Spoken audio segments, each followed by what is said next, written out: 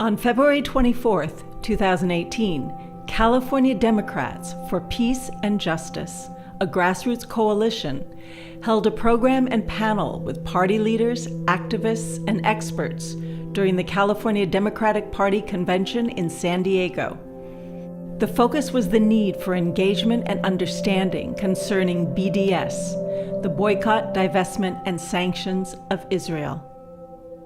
This conversation started among Susan and some other people and I after the e-board meeting last November, in which one of the meetings had a vote that was pro-BDS in a manner that left a lot of people in the room feeling unsafe.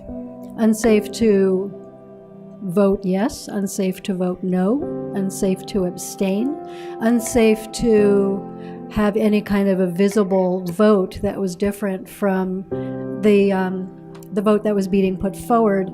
And because I was standing in the back of the room where I saw a lot of people looking around nervously and not raising their hands to vote in any direction, I was really pleased when Susan reached out to me to talk about this.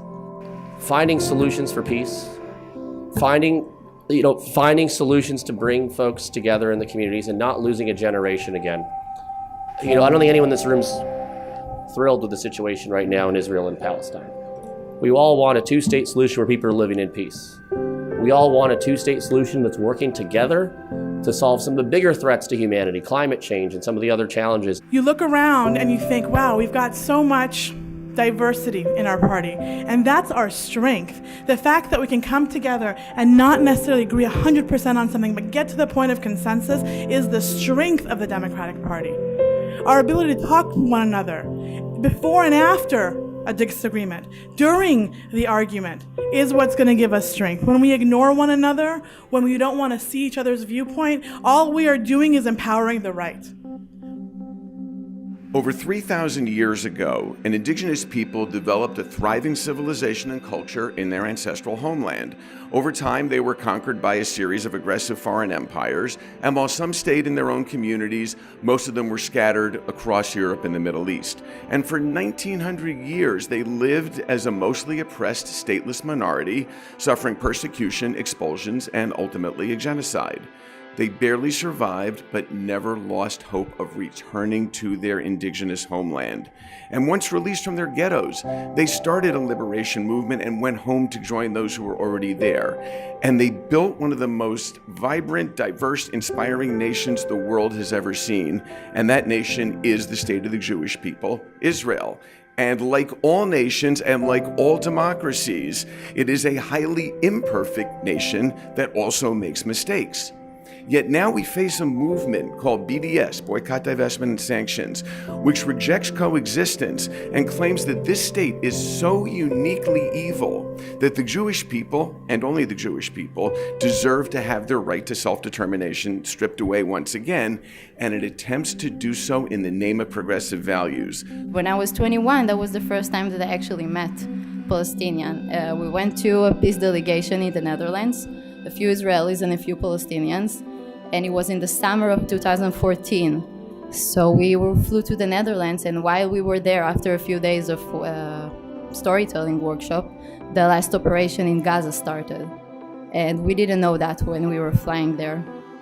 And we were sitting there, Israelis and Palestinians, watching the news in Hebrew and in Arabic, and crying together. And I lost a friend in this operation as a soldier. Sorry.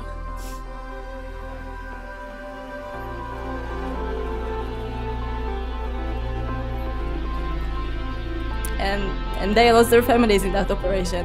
And we were sitting and we were crying together. And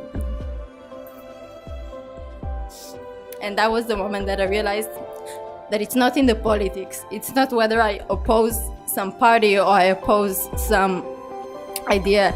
It's about the wall that there is between people. It's the fact that there is no direct contact between people since the time that they're born.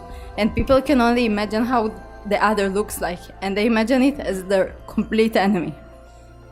And that was only a peace delegation of a week, so the experience was very powerful, but the connection didn't last so long, because if you want to break a wall between two nations that has such a big history of conflict, you need more time. There was a time when a group of students at UCLA tried to get those running for student government to sign a pledge that they wouldn't travel to Israel and Palestine to learn. That is the biggest mistake of all, right? If we expect students, and elected students at that, to have informed opinions about what's happening on the ground, shouldn't they travel there to learn about it themselves? That's why a group of students who came before me got together and said, if they want to boycott traveling to Israel, we're going to send as many student leaders to Israel and Palestine as we can. And this is a group of students from different parts of the political spectrum, different parts of our campus politics spectrum, who come together every December to travel to Israel, Palestine, to hear from Israelis and Palestinians and to learn their stories, so that when they come back to campus, they don't say, oh, I don't know enough to have an opinion. They don't say, oh, I think Israel can do no wrong, or no, I think Israel can do no right. Right? And it's in those moments that we can recognize each other's humanity that I think we'll really be able to get to a real solution.